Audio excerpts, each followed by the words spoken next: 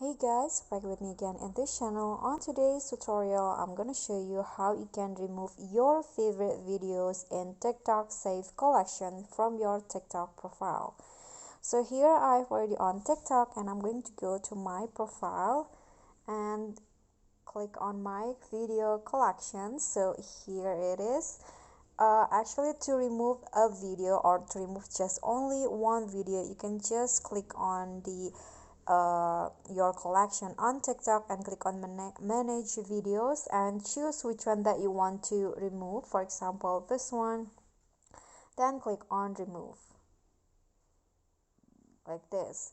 But if you want to remove the TikTok Save collection itself, you can see that there is no delete options in here. Or if you click long press, you can just you can go find the delete option. So what you need to do is click on the collection and click on the share icon at the top, the arrow here. Then you'll find the delete collection button in here, so just click on that option and click on delete.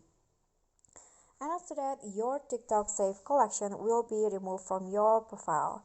Okay, so that's all for me. Thank you guys so much for watching. Don't forget to like, comment, and also subscribe. And also don't forget to click on the thanks below.